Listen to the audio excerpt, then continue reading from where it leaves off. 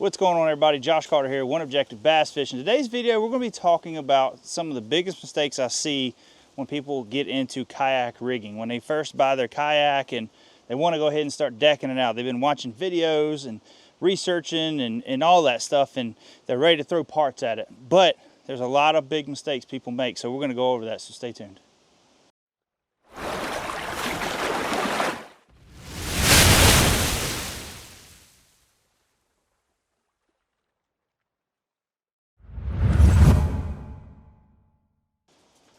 All right, guys, so number one, this is the biggest mistake I see when it comes to rigging a kayak. And it may not seem like much to some, but we see it all the time because we'll have customers saying, hey, well, I did this or I did that, and now it's doing this, or, you know, whatever. And it's just rigging it too quickly. I always tell people, you know, when you get the kayak, whether it's a pedal drive, whether it's a paddle, whether it's a power, where it's paddle, sorry, or where it's powered, you know, always take it out first. You know, check it out first. Make sure you ain't got no leaks. Make sure everything is performing as it should, because there is times, I'm sorry guys if the wind is pretty bad right now. The wind decided to start blowing as soon as I pulled the camera out. So, but anyways, you know, there's things that can happen. I mean, these things are just plastic. They're not all 100% correct. There's things that are off on them, and it just happens. So, but the main thing is make sure you get out on the water, you test it, test all the functions of it. Make sure you're not taking on a lot of water, but also make sure that, you know, I always say fish in it 2 or 3 times. Actually fish in it, not just get out in it and paddle around or pedal around or motor around. Actually fish in it. Stand up if you can feel comfortable doing that. Move around, turn around and see what you can reach. Reach down beside your seat. See if you feel comfortable grabbing things under your seat. You know, just there's so many different things you're going to run to out on the water. And, you know, if you start throwing a lot of stuff to it, you're going to be out on the water and you're going to get frustrated, or you know, lose a fish because of something was in the way, or any of that stuff. So number one, I always tell people, take it out, try it out, make sure everything works on it, because like I say earlier, if you got a leak, you know, rig this whole thing out, you done drilled holes. Now you're gonna have possibly some warranty issues because you've been drilled holes and everything, you know, and they might look at it funny. So make sure you test it out first, get out on the water and see make sure there's nothing wrong with it. All right. Number two is do your homework. Really look at each product that you want to put on your boat. You know, if you're wanting to add a bow mount to it, do your homework with the motors.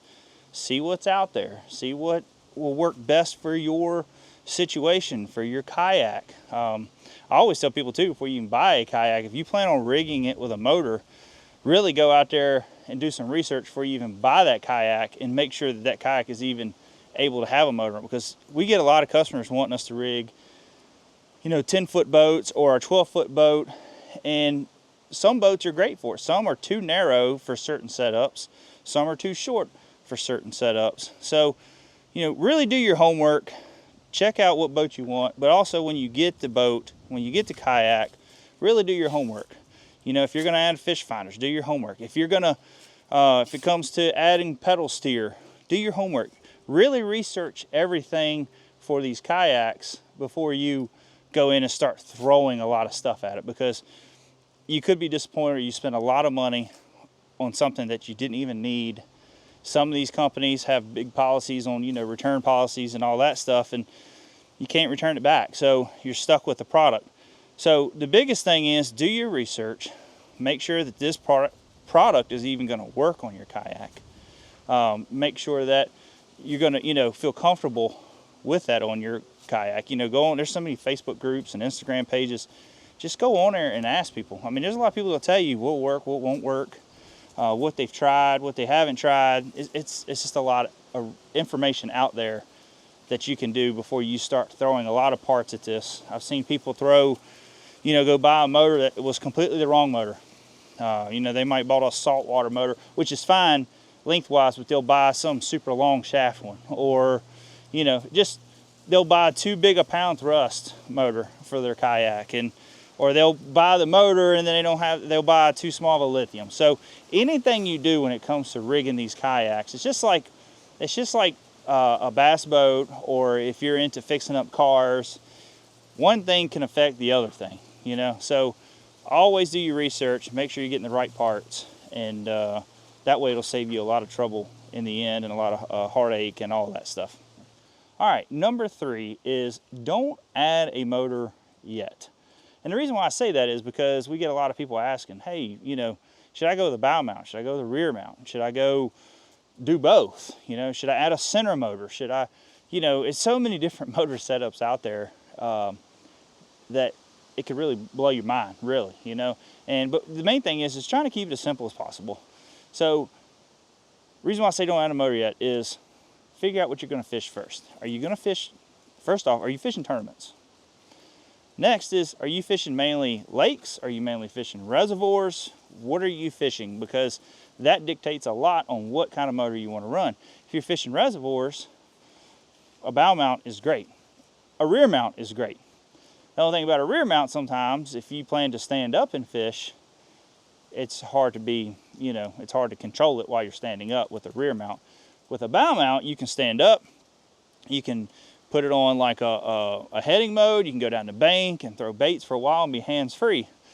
You can spot lock if you catch a fish, or if you hang up or whatever and it's really windy, you fish in points, you can spot lock, where you really can't do that much with rear motors, except for the new Garmin that came out.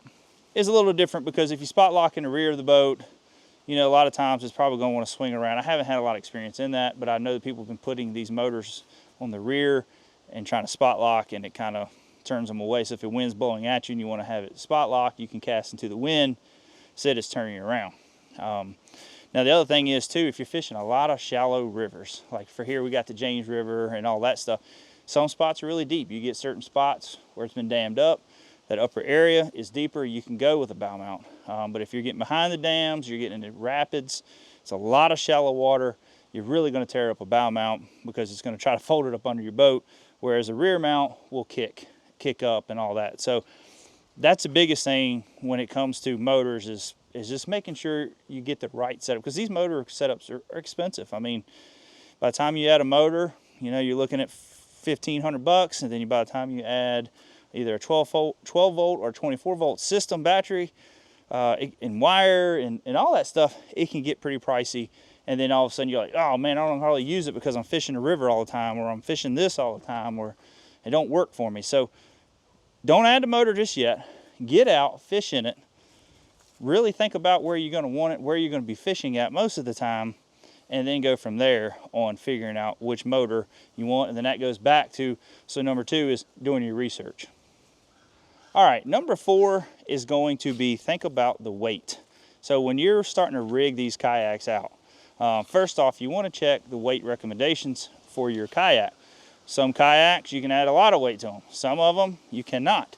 Like Hobies and all that, I think it was like 500 and some pounds that you can have, but you got to think about that's what you weigh on top of everything else that you add to the kayak. So, you know, you got to be careful, because you start adding a lot of stuff. So say you don't go lithium at first when it comes to rigging a motor up, you go lead acid. Well, you know, there's 50 to 70 pounds depending on what you run. So that adds a lot of weight. Also is how quick do you want this to be? How easy you want this to be? Is this something that you just want to throw in the back of your truck? Or is this something you plan on pulling with a trailer? Because if you got a trailer, you got a little more options there when it comes to how much weight you want to add to this thing. And the other thing is breaking it down. I mean, you add all this stuff to it, especially all this weight, you got to break it all down if you got to hand load this thing. Now, if you got all this weight on it and you got a trailer, you can just roll it up like we got with my Hobie right here. You can just load it right up.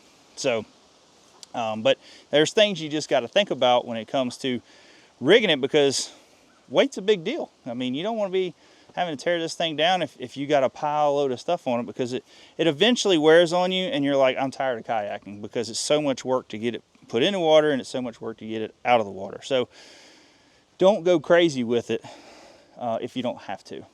The other thing is weight distribution. When you're talking about weight distribution, you need to think about how the balance of your kayak is. So some kayaks, if you really look at this one, your seat is just a little bit further back towards the back of the kayak, and you still got a lot of room up here.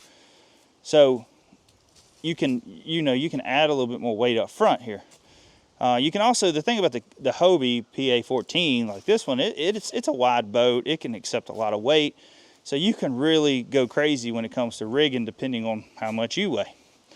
So, but weight distribution wise is what I'm getting at, is will affect the balance of your kayak and how stable it is. So if you start getting a whole lot of weight up front, or you get a whole lot of weight in the rear where the front's coming out of the water, or vice versa where the rear is coming out the water, or you get too much weight on one side, it really affects the balance, and it could be dangerous, and it could tip you over. It could take on water, and then if you do start taking on water, then it's really going to disrupt the balance of the kayak. So you really got to be careful when it comes to rigging these things on figuring out how much weight you got where. So like right there, we got the motor up front, and then back here, this was our tackle box, and then I had our batteries as far back in the kayak as we can get it, and then we'd have a power pole back here. So we got a lot of weight up front, which I also know that I'm going to be putting odd and end tackle in here, and some rain suits, and odd and end stuff, and then I'm also going to have a graph here,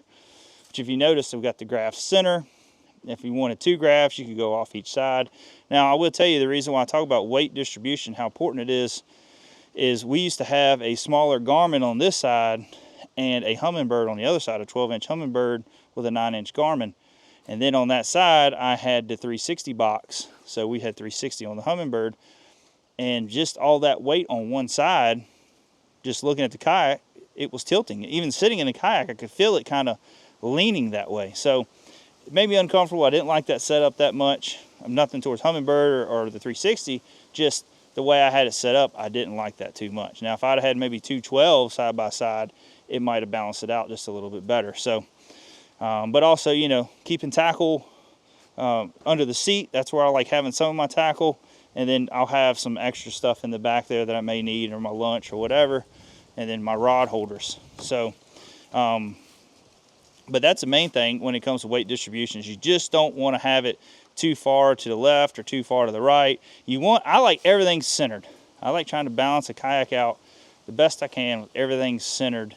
And then I'll either have more weight up front or more weight in the rear, depending. I mean, if you got a battery set up where you got a motor in the rear here, you can have your batteries here, but then, you just got to be careful because you're starting to add more weight by the time you add your tackle in there and all that stuff. So there might be some things you might want to say, hey, I'm going to put some tackle up front, or I might put my graph battery up front, and that'll help start balancing out your kayak just a little bit more. All right, number 5, and this is the last one here, but this one is important because this one will save you from rigging and re-rigging. And we already talked about getting out of the water, fishing in it, and seeing how you like everything and where you want everything laid out. So what you want to do now is, let's just say you're going to start rigging. Start laying things out. Start putting, cup holders where they need to be. Start putting where you think they should go. Sitting in your kayak, adding this stuff. You can put it on the ground, or if you got some of those kayak racks, put it on there and start adding stuff. Sit in the boat. Think about when you was out on the water, how hard was it to reach this or that? Where you want your rod, how you cast. That's a big deal. If you sidearm cast and all that, you don't want a lot of stuff up high in front of you. If you overhand cast, you got to think about the rods behind you. So you got to think about a few things when you're out on the water. It ain't like a bass boat where everything's kind of really low and you're up tall and everything. So really think about how you want everything laid out. Also, when it comes to wiring, it's always good to make sure you got the right wire, the right gauge wire. For one, that's a big issue we see is people run too small a wire, or they run like a speaker wire, or they run something crazy. You want heavy gauge wire, for one, with the amp draws that you're going to get with the motor. It could just be you fishing something that's really grassy, and you're starting to get a lot of grass around the motor, and it'll start pulling more amps, and it can smoke your wires, but keep cooking your breakers, all that stuff. So you want to make sure you got the right components for that, and that goes back to doing your research. But lay everything out. Take the wire, lay it down the length of the boat. This is, I'm going to run it down this side, or put your battery box in here. Just kind of lay everything out, start looking at it before you really start drilling holes or start putting stuff where it's harder to take off and all that. So you just want to make sure you got everything laid out perfect, been in the kayak a few times, and see where you want everything out. But like I say, when we get a kayak, the first thing we do when we're rigging a boat is we start laying it out. You know, I'll put the bow mount up front, I'll put the rear plate up here.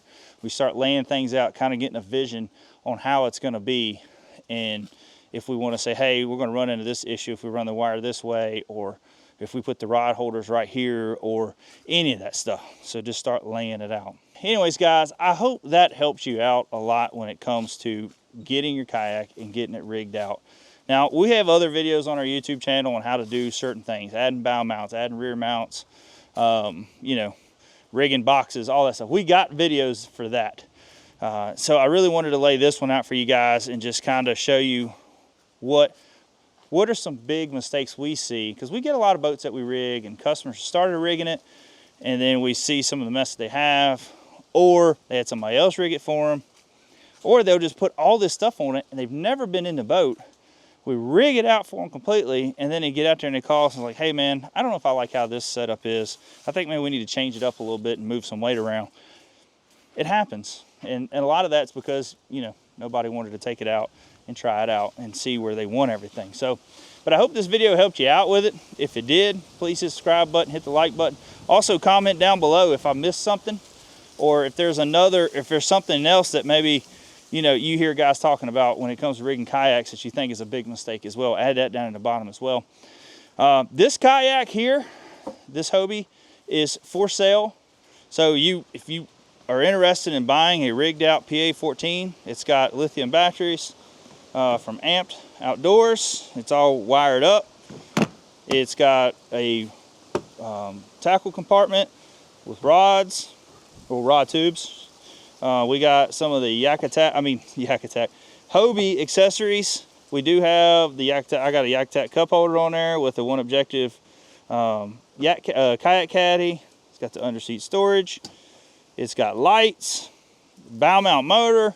It's all wired up and ready to go. The only thing you got to get is a graph. It won't come with the graph, but she's clean. It is in great shape. So if you're interested in getting you a Hobie PA14 rigged out, feel free to either email us at oneobjectivebf.com or at Gmail, sorry, oneobjectivebf@gmail.com, and we'll talk with you. It does not come with the trailer, but it does come with pretty much everything you see right here. So make sure you, if you're interested in getting a fully rigged kayak, let us know. And the leaves just fell in here, I promise you. That's from all the wind blowing around. But other than that, guys, hope the video helped you. And we've got some more videos coming out. And also, make sure you go check out oneobjectivebf.com, where you can check out all the accessories you see here on this kayak. And we got a lot more accessories in there for several different kayak brands, several different, we got a couple different bass boat stuff. And then we also got a lot of, you know, just rigging accessories from big companies like Yak and all that. So make sure you go on there, oneobjectivebf.com.